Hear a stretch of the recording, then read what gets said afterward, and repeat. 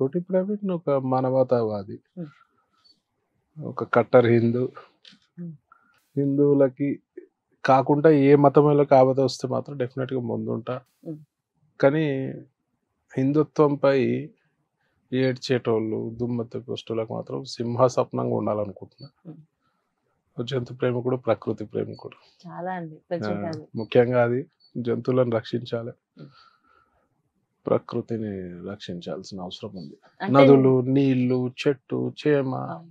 ప్రతిదీ రక్షించాల్సిన అవసరము ఇవాళ మనమే నేచర్‌ని డ్యామేజ్ చేస్తున్నాము. హ్మ్. సో, ఒక మంచి హెల్తీ ఫ్యూచర్ పిల్లలకి ఇవ్వాలంటే మనం ఇప్పటి నుంచి రిపేర్ స్టార్ట్ చేస్తే nature it takes more than 50-100 years. Yes. అప్పుడెప్పుడో కరోనా టైంలో ఢిల్లీ నుంచి చూస్తే హిమాలయాలు కనబడ్డాయని ఎవరో చెప్తున్నారు. హ్మ్. ఢిల్లీ నుంచో, పంజాబ్ నుంచి చూస్తే. ఇవాళ మళ్ళీ కనిపించట్లేదు అదే ప్లేస్ నిలబడి. హ్మ్. So much polluted. సో ఈ పొల్యూషన్ వల్ల రకరకాల అనర్థాలు ఉంటాయి కాబట్టి ప్రతి ఒక్కరూ ఒక సోషల్ రెస్పాన్సిబుల్‌గా ఈ ఎర్త్‌ని కాపాడుకోవాల్సిన బాధ్యత ఉంది. యెస్. ముఖ్యంగా యాజ్ ఎ యానిమల్ లవర్ ఒకటే చెప్తా. ఈ ఈ భూమి మన ఒక్కడిదే కాదు. హ్మ్. ఈ భూమిలో చీమ నుంచి ఏనుగు వరకు అన్నిటికీ రైట్ ఉంటది. సో ఇలా మన స్వార్థంతోటి ఈ ఎన్నో వందల జంతువులను అంతరించిపోయే దిశగా తీసుకెళ్తున్నాం. ప్రకృతిని నాశనం చేస్తున్నాం. అవి ఉంటేనే మనం మంచిగుంటాం అనేది గ్రహించాలి. హ్మ్. మనం లేకపోయినా వాటికి ఏం కాదు. ఇంకా హ్యాపీగా బతుకుతాయి. పొల్యూట్ చేసేటోళ్ళు లేరు కదా. అవునండి. ఫారెస్ట్‌లు కొట్టేటోళ్ళు లేరు కదా. హ్మ్. హంటింగ్ చేసేటోళ్ళు లేరు కదా. సో అవి ఉంటేనే మనం మనుగడ ఉంటది. హ్మ్. బ ఎకో డైవర్సిటీ ప్రకారం. హ్మ్.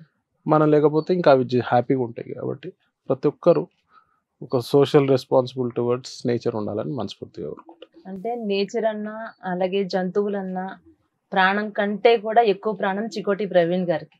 తన ఫ్యామిలీ కంటే కూడా ఎక్కువగా జంతువుల కోసం అంతలా ప్రాణంగా మీరు ఆలోచిస్తూ ఉంటారు. అసలు ఎలా వచ్చింది మీలో? ఈ జంతు ప్రేమ ఎప్పుడు పుట్టింది? ఎలా వచ్చింది? చిన్నప్పటి నుంచి అంటే చిన్నప్పటి నుంచి మా అనుకోవచ్చు. ఫోర్ ఫాదర్స్ అందరికి కూడా జంతువులు అంటే బాగా ఇష్టం. హ్మ్. అంటే ఎక్కువ డాగ్స్ ఇష్టం వాళ్ళకి. హ్మ్. జంతువుల ప్రేమ ఉన్నది మా అంటే ఫ్యామిలీ హిస్టరీలోనే. హ్మ్. సో అది నాకు ఇంకెక్కువ ఉన్నది అది. హ్మ్. ఆ! సో అలాగే విమర్శలు కూడా వింటూ ఉంటారు కదా సార్ విమర్శలు జంతువుల పట్ల మిమ్మల్ని. నన్నెందుకు విమర్శిస్తారు జంతువుల పట్ల? ఒకవేళ ఎవడన్నా హ్మ్. విమర్శిస్తాడు మనిషే కాదు మూర్ఖుడు హ్మ్. అంటారు. విమర్శించే అవసరం ఏముంది? హ్మ్. ఏ విధంగా విమర్శిస్తారు? హ్మ్. ఇప్పుడు అప్పుడెప్పుడో వాటిని అంత ఈడీరాడాను. ప్రేమగా చూసుకుంటున్నారు. వాటి ఆ! కోసం చాలా ప్రేమిస్తారు. చాలా వాటి కోసం ఖర్చు పెడతారు. ఎన్నో రకాలుగా ఒక తల్లి పాత్ర మీరు పోషిస్తూ ఉంటారు. కానీ జనాలు వింటుంటే పాములోడు, కుక్కలోడు రకరకాలుగా ఇట్లా హ్యాపీ మాట్లాడుతూ చాలా ఉంటారు. హ్యాపీ ఫీల్ అవుతాను. పాములోడు అంటే నాకంత ఆనందం నాకు. అది ఒక హ్మ్. పెద్ద బిరుదు భారతరత్న ఇచ్చినంత హ్యాపీ నాకు. హ్మ్. కుక్కలోడు అంటే ఇంకా హ్యాపీ. హ్మ్. ఏం ప్రాబ్లమ్ ఏం లేదు. పాములోడు అనండి, కుక్కలోడు అనండి, ఆవులోడు అనండి హ్యాపీయే. హ్మ్. మీరు చెయ్యరు ఎట్లయినా. అవును. నా కొడుకులకు చేత కాదు. చేసేటోళ్ళ మీద విమర్శిస్తారు. పట్టించుకోవాల్సిన అవసరమే లేదు. హ్మ్. పాకిస్తాన్‌పై యుద్ధ విరామం అంటే ఇప్పుడు మన సీజ్ ఫైర్‌పై మీరెలా ఫీల్ అవుతున్నారు?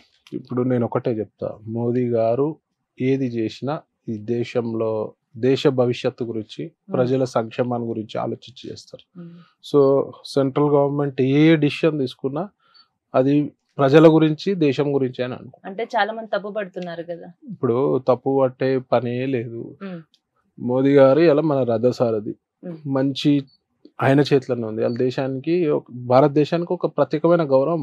హ్మ్. ఇవాళ యుద్ధం అయితే ఎన్ని దేశాలు సపోర్టింగ్ వస్తున్నాయి చూస్తున్నారు కదా. అవును. ఎక్స్‌పెక్ట్ చేయని దేశాలు మనకు సపోర్ట్ చేస్తున్నాయి. ఎందువలన? మోదీ గారి వలన. హ్మ్. సో ఆయనకు తెలుసు ఏం చేస్తే భారతదేశం బావుంటది, ఏం చేస్తే భారత పౌరులు బావుంటారని ఆయనకంటే మించి ఎవరికి తెలియదు ఇండియాలో. అవును. అవును. అందులో డౌటే లేదు. హ్మ్. సో ఆయన మీదనే వదిలేయాలి మనం. హ్మ్. What ever he takes the decision అదే రైట్ డిసిషన్ అంటారు.